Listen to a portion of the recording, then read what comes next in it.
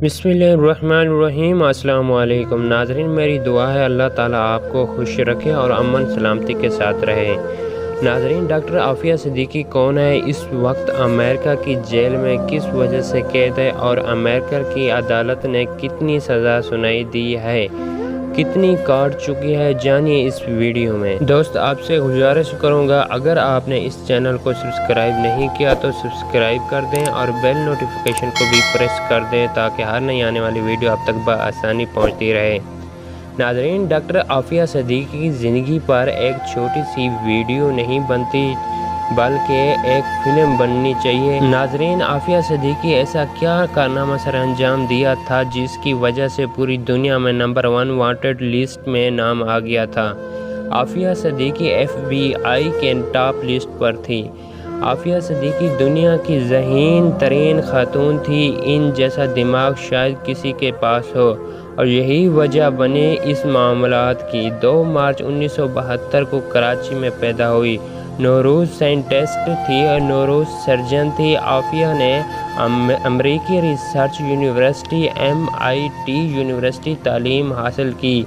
आफिया सिद्दीकी 1990 में स्टूडेंट वीज़े पर अमेरिका पढ़ने गई थी। आफिया सिद्दीकी को ना फिल्मों का शौक़ था और ना ही म्यूज़िक, ना नावल पढ़ने का शौक़ था। किसी चीज़ का शौक़ नहीं था, बस सिर्फ 2 चीज़ों का शौक़ था, एक पढ़ाई और दूसरी इस्लाम की खिदमत। 1992 में आफिया सिद्दीकी ने 5,000 अमेरिकी डॉलर अवार्ड जीता अपनी रिसर्च की वजह से। 1995 में आफिया सिद्दीकी की शादी होगी अमजद मोहम्मद खान से, जो बाद में CIA का बहुत बड़ा मोहरा बन गया। उसी ने सारा के सारा CIA के एजेंडे पर काम किया।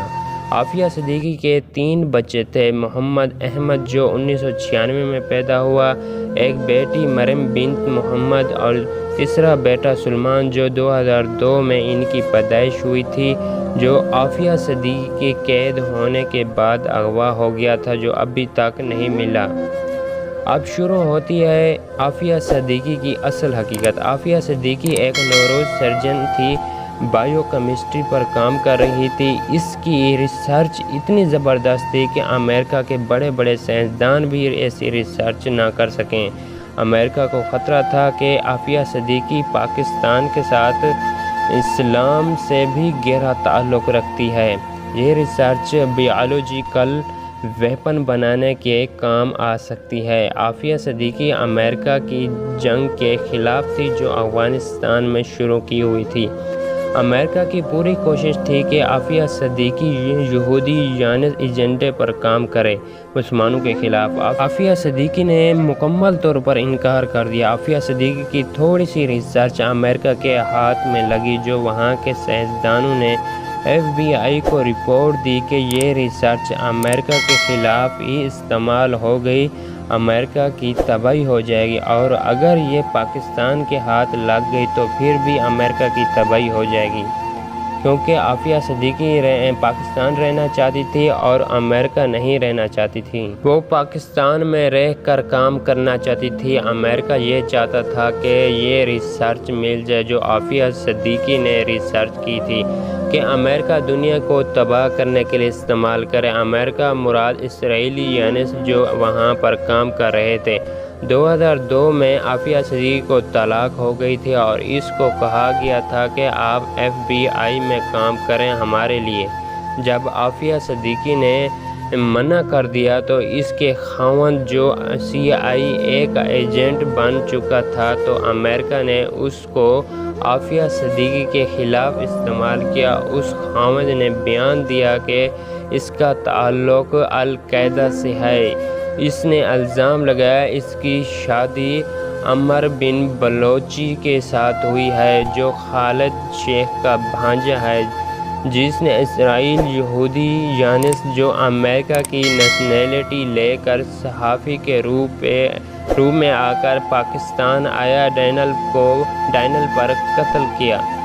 लेकिन ये मन घड़त कहानी थी। आफिया सिद्दीकी की रिसर्च पे काम लेना चाहिए था हमें हर सूरत। FBI इस पर इल्ज़ामात लगाए कि वो अल-कायदा के साथ काम कर रही है। 2003 میں پرویز مشرف نے اپنی زندگی میں سب سے بڑی غلطی کی۔ اس کو چاہیے تھا کہ جنرل ضیاء کی طرح امریکہ کو دھوکہ دے کر پاکستان کو ایٹمی طاقت بنائے۔ اسی طرح اس کو بھی چاہیے تھا کہ عافیہ صدیقی کی حفاظت کرتے اور اس کی ریسرچ استعمال کرتے پاکستان میں سائنٹسٹ تیار کرتے، مگر پرویز مشرف نے اسے امریکہ کے حوالے کر دیا اور اس کا ذکر اپنی کتاب میں کر چکا ہے اور بتایا تھا کہ امریکہ نے ان کو ریوارڈ بھی دیا تھا۔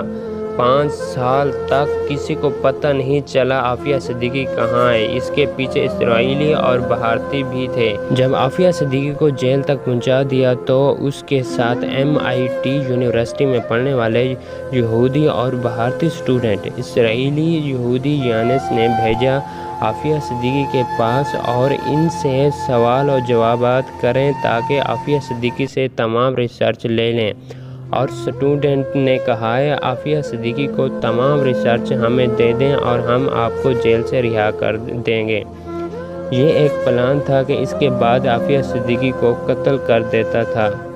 عافیہ صدیقی کو ساری حقیقت کا پتہ تھا جس کی وجہ سے انکار کر دیا۔ اگر یہ ریسرچ ان کو مل گئی تو ایک خطرناک ہتھیار بنا کر دنیا کو تباہ کر دیں گے۔ عافیہ صدیقی کو اتنا ٹارچر کیا کہ بیگم جیل سے آنے والی قیدی بتاتے ہیں ایک عورت کی چیخنے کی آواز آتی ہے۔ آوازوں نے ہمیں ذہنی مریض بنا دیا ہے، ہم جہاں بھی جاتے ہیں ہمیں وہ آوازیں سنائی دیتی ہیں۔ آپ ذرا سوچیے عافیہ صدیقی کے ساتھ کیا حال کیا ہوگا۔ اتنا ظلم کے انجیکشن لگائے اور ظلم کیا کہ یہ ہمیں ریسرچ دے دے۔